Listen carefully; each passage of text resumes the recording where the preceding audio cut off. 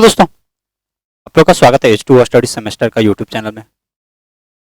देखिए, अभी हम लोग कवर कर रहे थे बिहार पॉलिटेक्निक सेकंड सेमेस्टर का अप्लाइड फिजिक्स 1 का प्रीवियस ईयर क्वेश्चंस कवर कर रहे थे। और प्रीवियस ईयर क्वेश्चंस पे आज हम लोग का पार्ट नंबर 6 है। इससे पहले हम लोग 5 पार्ट कंप्लीट कर चुके हैं। पांचों पार्ट्स में 20-20 क्वेश्चंस का सीरीज हम लोग किए थे। आज हम लोग का पार्ट्स रहेगी वो छठा पार्ट्स रहेगा। ये जो है रेगुलर वालों के लिए और साथ में कैरी वालों के लिए, रेगुलर और कैरी दोनों वाले लोग आप लोग इस सेशन को अच्छे से देख सकते हैं। आपको यहाँ से कवर कर लीजिएगा तो समझिए कि आपका एग्जाम में एको क्वेश्चन छूटने वाला नहीं है, सारा का सारा आपको मिल जाएगी, लेकिन बशर्ते कि बढ़िया से आपको कवर करना होगा। ठीक है, तो मेरा नाम है शुभम कुमार। आप लोग देख रहे हैं H2O स्टडी सेमेस्टर का यूट्यूब चैनल, जो एक H2O स्टडी का पार्ट्स है। तो हम लोग इसको कवर करते हैं। तो देखिए, आज का जो क्वेश्चन है वो आपकी स्क्रीन पे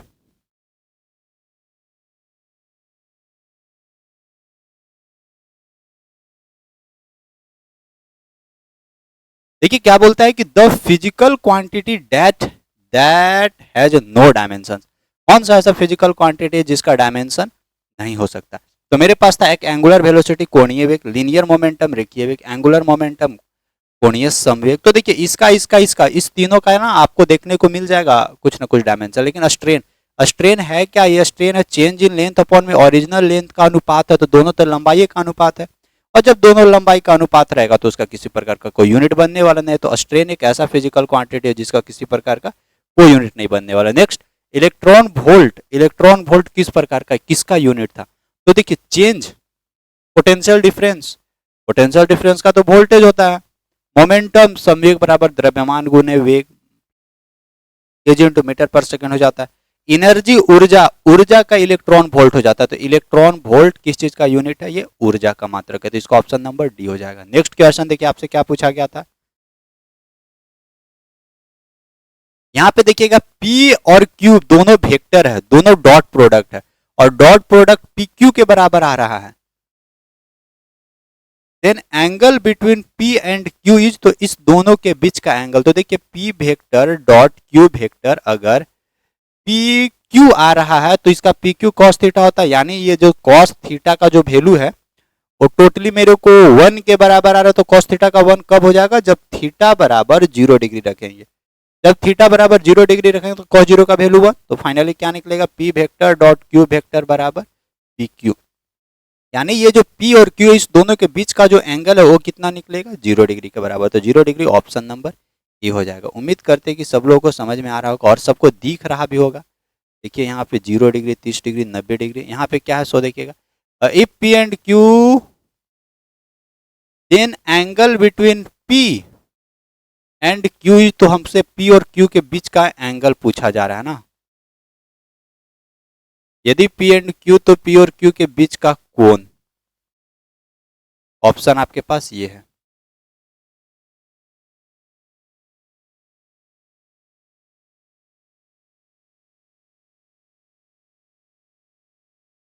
तो हम लोग आगे बढ़ते हैं। तीसरा के बाद देखिएगा चौथा क्या बोलता है कि the momentum of a body depends. कोई भी बॉडी का जो मोमेंटम है वो किन चीज पे डिपेंड करता है? मोमेंटम मतलब कि संवेग। ठीक है, संवेग किस चीज पे निर्भर करता है? तो संवेग बराबर द्रव्यमान गुने वेग होता है, ध्यान रखिएगा। तो द्रव्यमान गुने वेग यानी the momentum of a body depends upon the only on its velocity. क्या वो वेलोसिटी पे डिपेंड करता है? ओनली इट्स मास नहीं, बोथ मास एंड वेलोसिटी दोनों पर डिपेंड करता है। तो इसका ऑप्शन नंबर सी हो जाएगा। बोथ मास एंड वेलोसिटी, द्रव्यमान और वेग दोनों पे निर्भर करता है मोमेंटम। तो इसका ऑप्शन नंबर सी हो जाएगा। नेक्स्ट देखिएगा joule. Joule is the unit of, तो जूल किसका यूनिट है? फोर्स, फोर्स का यूनिट न्यूटन, एनर्जी ऊर्जा, ऊर्जा का यूनिट जूल हो जाएगी। संवेग, संवेग बराबर द्रव्यमान गुने वेग यानी केजी मीटर पर सेकंड। स्ट्रेस बराबर क्या हो जाता है? न्यूटन पर मीटर स्क्वायर। फोर्स बराबर न्यूटन, यानी ऊर्जा का ऐसा यूनिट जूल के बराबर होता है। नेक्स्ट देखिएगा, if the momentum of a body be triple then its kinetic energy will be. देखिए इस तरह का सवाल ना हमेशा पूछता है, यानी मोमेंटम और काइनेटिक एनर्जी के बीच का रिलेशन। तो मोमेंटम और काइनेटिक एनर्जी के बीच का रिलेशन आप जरूर याद कर लीजिएगा। काइनेटिक एनर्जी बराबर होता क्या है? पी स्क्वायर अपॉन में 2m के बराबर। ठीक है, तो काइनेटिक एनर्जी कितना निकलेगा? अगर मोमेंटम को हम लोग जनरली क्या कर दे रहे? ट्रिपल कर दे रहे। तो 3 के होल स्क्वायर, तो 3 तिहाई 9 पी स्क्वायर अपॉन में 2m, यानी काइनेटिक एनर्जी बराबर यहाँ से क्या निकलेगा? 9 पी स्क्वायर अपॉन में 2m। यानी P square 2m kinetic energy है, और ये कितना गुना बढ़ गया है, ये 9 टाइम्स इंक्रीज हो गया। तो if the momentum of a body भी ट्रिपल्ड, अगर बॉडी का मोमेंटम को 3 गुना कर दिया जाए तो उसका जो काइनेटिक एनर्जी वो 9 गुना बढ़ जाएगा, यानी 9 टाइम्स हो जाएगा, 9 बार, 9 times. Next, momentum, momentum of inertia, momentum नहीं यहाँ पर होना चाहिए था मोमेंट। तो moment of inertia of a solid sphere of mass m and radius R about its axis. देखिए एगो मेरे पास स्फीयर है, गोला है, उस गोला का मोमेंट ऑफ इनर्शिया हमसे पूछा जा रहा है इस एक्सिस के अबाउट। तो इस अबाउट इट्स एक्सिस, इस एक्सिस के अबाउट अगर इसका मोमेंट ऑफ इनर्शिया निकाला जाए तो 2/5 mr² के बराबर होता है। ठीक है, तो 2/5 mr² के बराबर करेक्ट हो जाएगा, जहां पे m बराबर इस मास ऑफ बॉडी हो जाएगा और r मीन्स की radius of sphere. Correct relation between angular momentum, moment of inertia and angular velocity. तो तीनों के बीच का रिलेशन तो क्या होता है ना, J बराबर एंगुलर मोमेंटम बराबर moment of inertia into angular velocity I into omega के बराबर होता है। तो J बराबर I इंटू ओमेगा के बराबर हो जाएगा। तो क्वेश्चन नंबर 8 का क्या बन जाएगा, क्वेश्चन नंबर 8 का बन जाएगा कौन सा, J बराबर I इंटू ओमेगा है, J बराबर I into omega, option number B हो जाएगा। नेक्स्ट देखिएगा, law of conservation of angular momentum follows. तो law of conservation of angular momentum follows क्या हो जाएगा, तो ये एंगुलर मोमेंटम जो होती है ना, जैसे पीछे हम लोग एंगुलर मोमेंटम को J से डिनोट कर रहे थे, तो एंगुलर मोमेंटम जो है उस समय के साथ 0 के बराबर होता है। तो यानी dj अपॉन में dt बराबर 0, यहाँ पे भी dj अपॉन में dt, यहाँ पे बराबर नहीं, यहाँ पे होना चाहिए था नॉट इक्वल टू 0 था एक ऑप्शन में ना, तो यहाँ पे क्या होगा, यहाँ पे है नॉट इक्वल टू 0 एगो है, और dg अपॉन में dt बराबर 0 एगो, dj प्लस dt बराबर 0, यानी dj कहने का मतलब वो dj नहीं, वो बजती है बाजा dj वाला नहीं, ये dj मतलब कि चेंज इन एंगुलर मोमेंटम, और dt मतलब कि चेंज इन टाइम, ये है ना। तो change in angular momentum with respect to change in time is equal to 0 के बराबर होती है। तो इसका ऑप्शन नंबर बी हो जाएगा। तो law of conservation of angular momentum follows dj upon में dt बराबर 0। 9 के बाद देखिएगा 10, if an external forces F is applied on the cross sectional area A, यानी अगर कोई F एक्सटर्नल फोर्सेस हम लोग एक क्रॉस सेक्शनल एरिया पे लगा रहे हैं, तो then the of a body then stress, तो स्ट्रेस बराबर होती क्या, तो स्ट्रेस बराबर होता है फोर्स अपॉन में एरिया। तो स्ट्रेस बराबर फोर्स अपॉन में एरिया तो है, यानी स्ट्रेस को सिग्मा से डिनोट करते हैं, फोर्स अपॉन में एरिया, स्ट्रेस बराबर फोर्स अपॉन में एरिया, ऑप्शन नंबर सी हो जाएगा। Next, unit of pressure is, तो देखिए इस तरह का क्वेश्चन पूछा गया था, तो इस तरह का तो बना सकते हैं। Unit of pressure is, pressure का यूनिट जूल नहीं, न्यूटन नहीं, हर्ट्ज नहीं, पास्कल। तो प्रेशर को हम लोग जनरली पास्कल में मेजरमेंट करते हैं, जूल को किस चीज में मेजरमेंट करते हैं, वर्क में मेजरमेंट करते हैं, न्यूटन किस चीज को, फोर्स का ऐसा यूनिट है, हर्ट्ज किस चीज का है, फ्रीक्वेंसी का है। ठीक है, पास्कल किस चीज का, पास्कल है प्रेशर का। इसका ऑप्शन नंबर डी हो जाएगा। नेक्स्ट देखिएगा, with the rise in temperature, जैसे जैसे आप तापमान को बढ़ा रहे हैं, the surface tension of liquid, तो जैसे जैसे आप टेम्परेचर को बढ़ाइएगा वैसे वैसे लिक्विड का जो सरफेस टेंशन है वो कम हो जाता है, तो डिक्रीज होता है। ये सब क्वेश्चन देखिए रिपीटेड क्वेश्चन है, बहुत सारा क्वेश्चन रिपीट करती है प्रीवियस ईयर में, बहुत। अभी हम आपको 6 साल का क्वेश्चन करवाए ना, 6 बार का, यानी आज मिला के छठा हो जाएगी। आप पहले वाला सेशन और इस सेशन सबको मतलब एक अगर देख रहे होंगे ना, तो सब सेशन को आप मिलाकर देखिएगा, सब तब आपको पता चलेगी ना कि कितना क्वेश्चन रिपीट करती है। So Reynolds number for the streamline flow, ये एक नया क्वेश्चन था। रेनॉल्ड्स नंबर आपको पढ़ाया गया है, बहुत बढ़िया से समझाया गया है विस्कोसिटी में आपको कि रेनॉल्ड्स नंबर जो होती है वो अगर लेस और equal then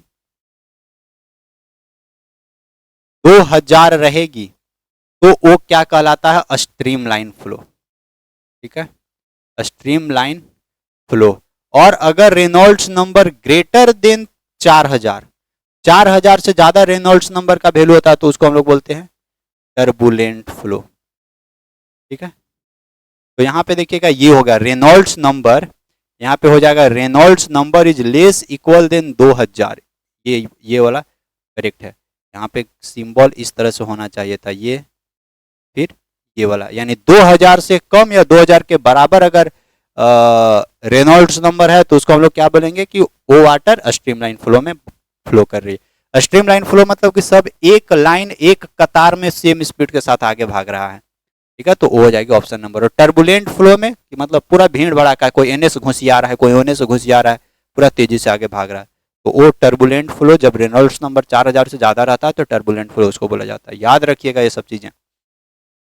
surface tension is due to, surface tension किसके चलते होता है? क्या न्यूक्लियर फोर्स के चलते, ग्रेविटेशनल फोर्स के चलते, कोहेसिव मोलिक्यूलर फोर्स के चलते, कोहेसिव मोलिक्यूलर फोर्स के चलते, ठीक है ना, कोहेसिव मोलिक्यूलर फोर्स के चलते, यानी ससंजक बल, ससंजक इंटरनल फोर्स आणविक बल के चलते होती है, यानी कोहेसिव मोलिक्यूलर फोर्स के चलते। याद रहेगी option number C. Liquid drops are spherical due to the, देखिए जो छोटी छोटी बूंद होती है ना लिक्विड्स का, जो आप लोग देखते होंगे जब पानी गिरती है ना तो पानी का बूंद छोटे छोटे होते हैं, तो वो जनरली गोलाकार रहता है। वो गोला होने का जो मेन कारण है ना वो क्या है? Surface tension. यानी सरफेस टेंशन के चलते हर एक ऑब्जेक्ट अपना जो मतलब कि सरफेस है ना उसको छोटा करना चाहता है, और उसी चक्कर में, छोटा करने के चक्कर में वो पूरा गोल हो जाता है, ठीक है। तो इसका ऑप्शन नंबर डी हो जाएगा। Next, which of the following substance has greater viscosity? देखिए विस्कोसिटी मतलब ज्यादा श्यानता, ज्यादा श्यानता कहने का मतलब जो ज्यादा गाढ़ा हो, तो जो मोर विस्कस रहेगी वो ज्यादा गाढ़ापन उसके अंदर रहेगा। तो मोर विस्कस इसमें किसका हो जाएगा? मरकरी का, वाटर का, ऑक्सीजन का, ग्लिसरीन का। तो इसमें सबसे ज्यादा विस्कोसिटी किसका होती है? ग्लिसरीन का। ग्लिसरीन मतलब कि वही मोबिल, मोबिल मतलब वो जो जला हुआ मोबिल नहीं, ग्रीस, ग्रीस, ग्रीस देखिएगा कि उसका विस्कोसिटी बहुत ज़्यादा होता है, जो लगाई जाती है गाड़ी के इंजन में लगाई जाती है, गाड़ी का जहाँ बॉल बियरिंग होती है वहाँ पे लगाई जाती है ग्लिसरीन, ठीक है। तो ऑप्शन नंबर इसका बी हो जाएगा। Next, the formula of viscous force F, इसमें से देखिए विस्कस फोर्स, ये तो ये विस्कस फोर्स किसके रूप में है? तो ये स्टोक्स लॉ, स्टोक्स लॉ एक हम आपको पढ़ाए थे ना, और स्टोक्स लॉ के रिस्पेक्ट में यहाँ पे विस्कस फोर्स मेरे को निकालने के लिए बोल रहा, तो विस्कस फोर्स किसके बराबर हो जाएगा?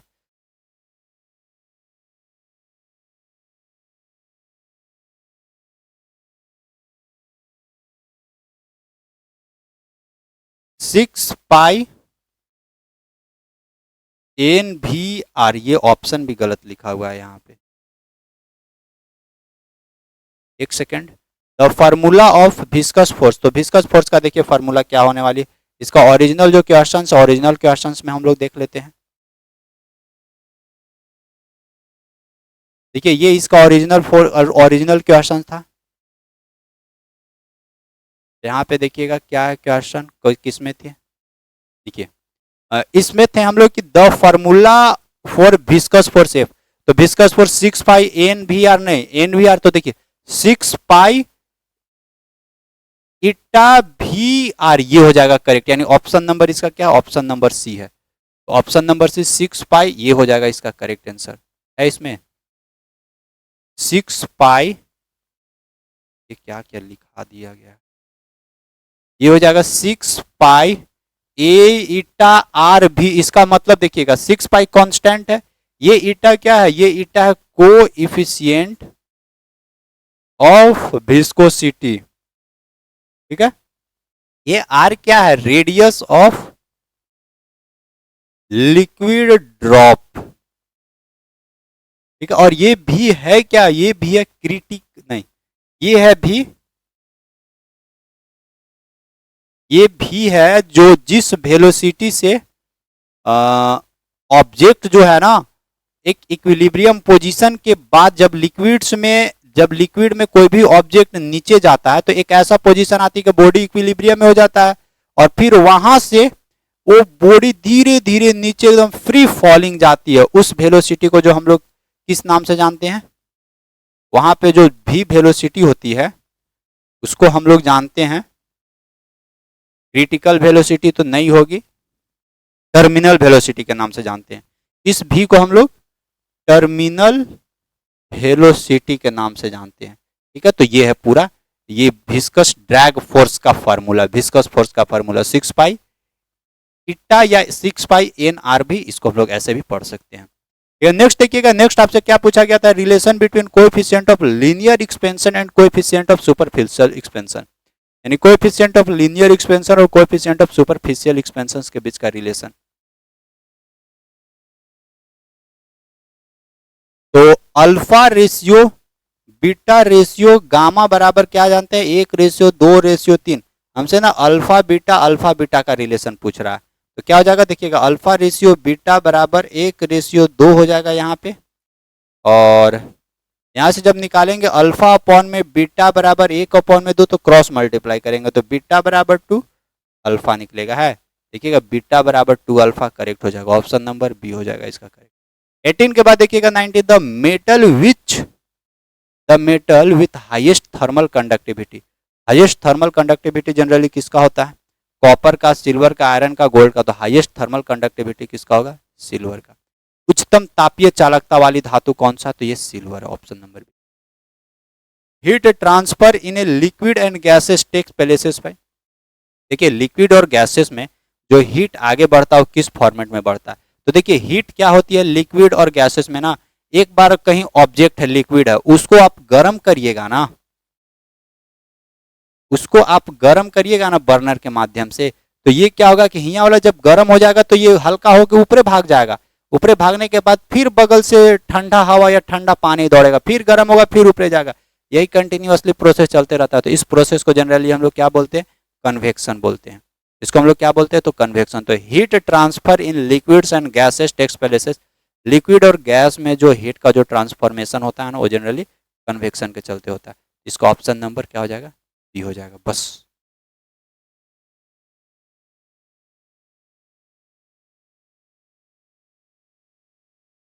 आज का जो सेशन रहेगी, आज का सेशन जो रहेगी हम लोग का यहीं तक रहेगी। तो देखिए हम लोग आज मिलाकर जो टोटल जो हम लोग प्रीवियस ईयर का क्वेश्चन अभी हम लोग कवर कर रहे हैं, प्रीवियस ईयर का क्वेश्चंस में हम लोग 120 को क्वेश्चंस कवर कर चुके हैं। आज मिलाकर 6 क्लास हो चुके हैं हम लोग का, और प्रत्येक क्लास में हम लोग 20-20 क्वेश्चंस कवर किए हैं प्रत्येक क्लास में। तो आप लोग सबको हम बोलेंगे कि जितना भी पहले वाला क्लासेस अगर आप नहीं देखे हैं आप आराम से इसी चैनल का प्ले लिस्ट में जाइए, प्ले लिस्ट में आपको सब कुछ देखने को मिल जाएगा, फिर आपको और कहीं इधर उधर भटकने का जरूरत नहीं है। और अगर आप थ्योरी पढ़ लिए हैं H2O स्टडी का थ्योरी, H2O स्टडी की बात कर रहे हैं, अगर आप H2O स्टडी का थ्योरी आप पढ़ लिए हैं तब तो समझिए कि आप और आपको अच्छे से सब कुछ समझ में आ रहा होगा। और अगर आप थ्योरी अभी भी नहीं पढ़े हैं तो आप सभी लोग एप्लीकेशन में जाइए, H2O स्टडी का मोबाइल एप्लीकेशन में, और सभी लोग वहां पे थ्योरी है पूरा बढ़िया से, सारा का सारा समझ में आ जाएगा आपको। तो आप वहां पे जाइए, थ्योरी आप अच्छे से पढ़िए, उसके बाद MCQ करिएगा तो सब कुछ समझ में आ जाएगी आपको, अच्छे से याद भी हो जाएगा तुरंत। ठीक है, तो बस आज का जो सेशन है, आज का सेशन तब हम लोग यहीं तक रखते हैं, और फिर मुलाकात करते हैं हम लोग नेक्स्ट सेशन में।